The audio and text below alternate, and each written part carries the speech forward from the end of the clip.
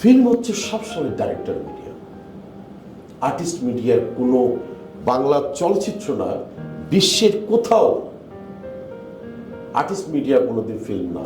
এবং এটা হচ্ছে পরিচালকরা হচ্ছে একজন শিল্পী। তাহলে আমাকে তোমার কাছে আমার একটা প্রশ্ন, সেখানে যাওয়ার পরে প্রথমেই সে বলল যে কে, আচ্ছা অমুক পরিচালক। হ্যাঁ ভাই, এই পরিচালকের তো উনি তো খুব মোস্ট কমার্শিয়াল ছবি বানায়, আপনি বাদ দেন না, এই পরিচালক হবে না। আচ্ছা স্ক্রিপ্টটা রেখে যান, আর যদি কোনো কারণে যদি ভাইয়া আমি যদি স্ক্রিপ্টটা যদি ভালো না লাগে, আমার কাছে দুই একটা স্ক্রিপ্ট আছে, এটা কি আপনার ভালো লাগবে? সে প্রযোজক এসে বলতেছে গোষ্ঠী মারি, আমি এই আর্টিস্টকে নিবই না।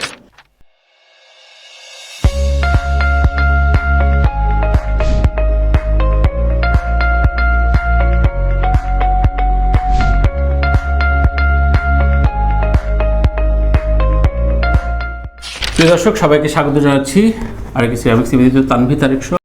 অতিথি বিশেষ একজন, তার সম্পর্কে বলি যে তিনি আমাদের সময়ের মোহের মানুষ, বাংলাদেশের চলচ্চিত্রের ওয়ান অফ দ্য সুপারস্টার, এবং বাংলাদেশের চলচ্চিত্রের অনেকখানি সময় তিনি বয়ে নিয়ে বেরিয়েছেন, সমৃদ্ধ করেছেন তার ছবি, অভিনয় এবং চলচ্চিত্রের সাথে সম্পৃক্ততা দিয়ে। আমাদের সবার প্রিয় ওমর সানি ভাই।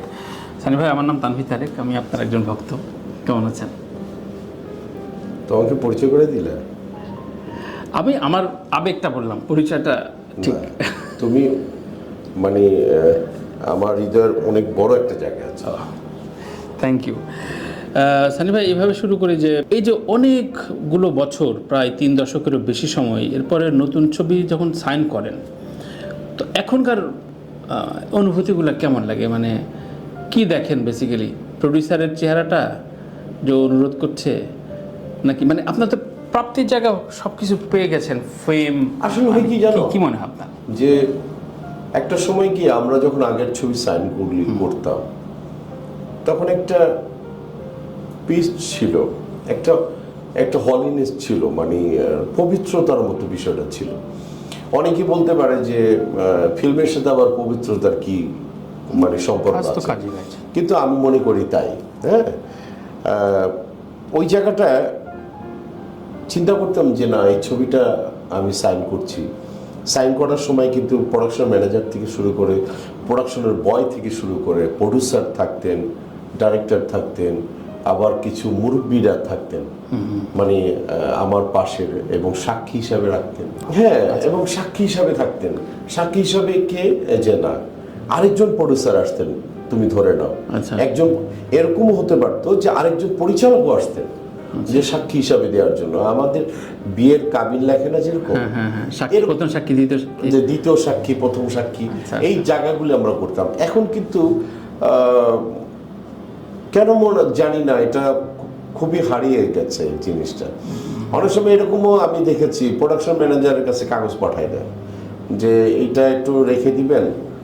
অনেক সময় ভাবি যে কি হচ্ছে, কিন্তু বলার কিছু নাই, এখন সিস্টেমটাই এরকম হয়ে গেছে। আবার অনেক সময় শুনি যে, আমি কখনই একটা জিনিস আমি বুঝি নাই, আমি একটা অ্যাড করতে গিয়েছিলাম, একটা অনেক সুপারহিট অ্যাড হয়েছে, কিন্তু ওখানে যে দেখি আমি কি বলে কাস্টিং ডাইরেক্টর, তারপরে কি পেলাম, আমি একজন অভিনয়ের প্রশিক্ষক পেলাম। হ্যাঁ, ওই শুটিং যে ওর কাজটা কি, ও হচ্ছে অভিনয়টা ঠিক হচ্ছে কিনা সেটা খেয়াল করবে। তাহলে একে বলে যে এই কাস্টিং ডাইরেক্টর। আচ্ছা, আমি না খুবই মানে এটাকে চিন্তা করতেছি, এটাকে বের করবো আমি কিভাবে বের করবো জিনিসটা। পরে গিয়ে আমি কোনো কিছুই বের করতে পারলাম না। কেনই বা কাস্টিং ডাইরেক্টর, কেনই বা এই কি বলে, মানে আপনি বলতে চাচ্ছেন যে একটু বাজেট বাড়ানোর জন্য এইসব রাখা হয়? আই ডোন্ট নো, আমি জানি না। কারণ একজন কাস্টিং ডাইরেক্টরের কি প্রয়োজন যদি একজন পরিচালকই আমাকে নিচ্ছে, সরাসরি কথা বলছে। তুমি আমাকে অফার করেছো, তোমার অফারে আমি নিজেকে তোমার কাছে আমি নিয়ে আসবো কিনা স্টুডিওতে, সেটা আমার একটা ফ্যাক্টর। আর তুমি আমাকে ইনভাইট করবা কিনা সেটা তোমার নিজস্ব একটা চয়েস। একজন পরিচালক ক্যাপ্টেন অফ দ্য শিপ, একজন পরিচালক সেই তো আমার অভিনয়টা দেখবে, এই তো আমাকে কাস্টিং করবে।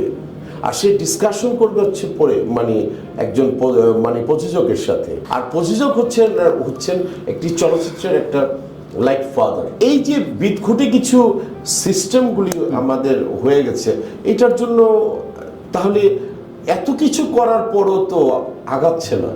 সেই যে পুরনো বলবেন যে আমাদের 90s-এর বলবেন, 60 দশকের রাজ্জাক আঙ্কেলের কথা বলবেন, 50 দশকের দিলীপ কুমার স্যার ওনাদের কথা বলবেন, তা দেখলাম যে এখন থেকে তো ওনারাই অ্যাডভান্স আছে। তো ওনাদের কাছে তো কিছুই ছিল না, অনলি ফর একজন পরিচালক ছিলেন, আর আন্তরিকতা ছিল, আন্তরিকতা ছিলেন। আমি একজন পরিচালকের নাম বলবো, মমতাজ আলী।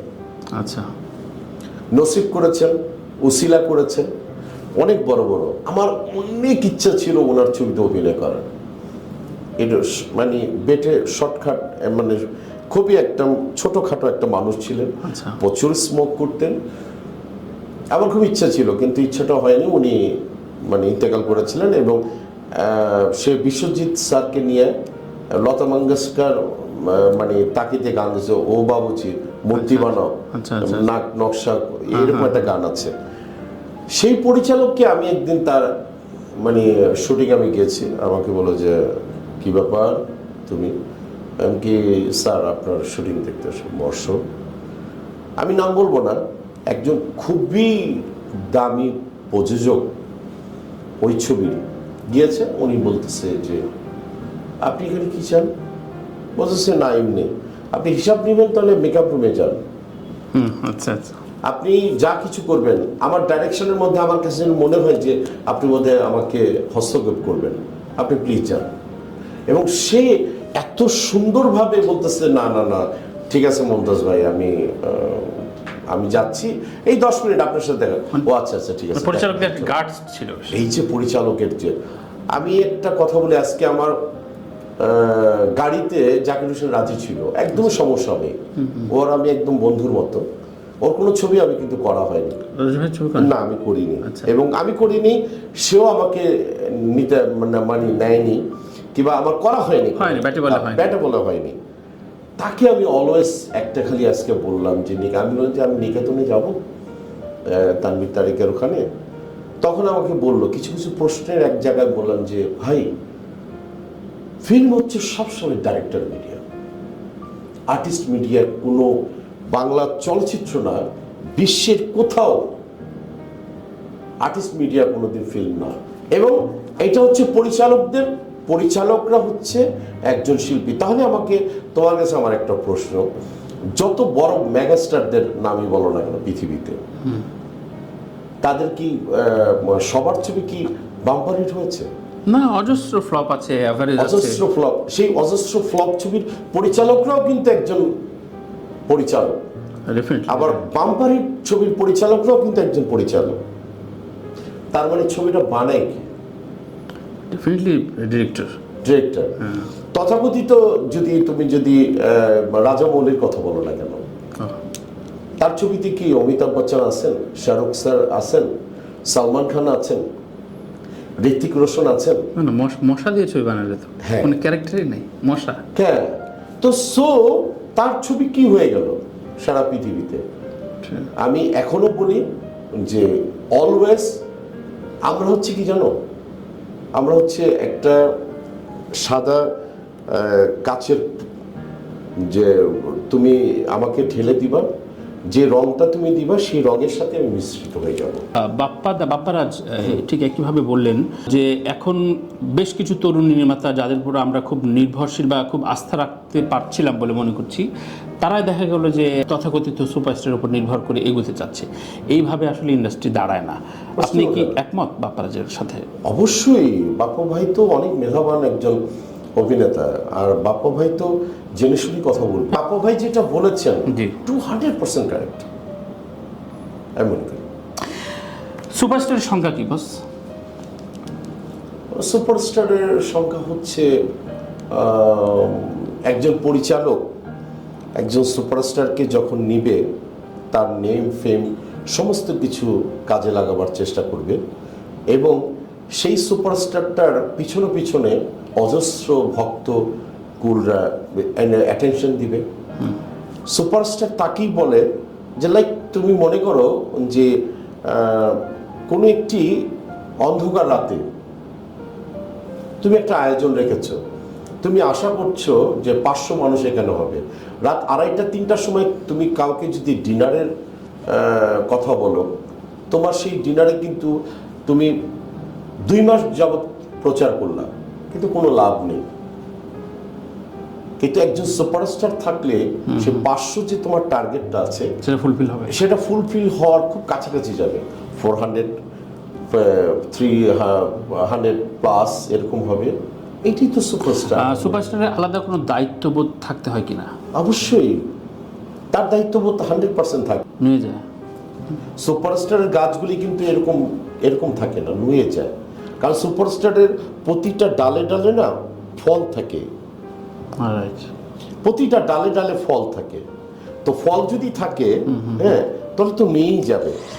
একদমই। আমরা গণমাধ্যমে বলি যে একমাত্র সুপারস্টার, একমাত্র সবেধন নির্মণি, ওমর সানি বলি, মান্না বলি, সালমান শাহ বলি, আপনারা তো একটা স্টারডম এবং সুপারস্টার সমকাল হয়ে আজকে এই ইন্ডাস্ট্রিতে পৌঁছেছেন। তো এই যে একমাত্র সুপারস্টার, এটা একটা ভুল তকমা গণমাধ্যম দিচ্ছে কিনা সেটা? এখন আমি যখন আসি, হ্যাঁ, সালমান যখন আসে, নাইম যখন আসে, আমাদের সময় কিন্তু প্রায় 4-5জন প্যারালালি, হ্যাঁ, প্যারালালি কাজ করেছে, সিনিয়ররা জুনিয়ররা কাজ করেছে। সামহাও এখন কিন্তু সেই জায়গাটা কেউ অ্যাচিভ করতে পারছে না।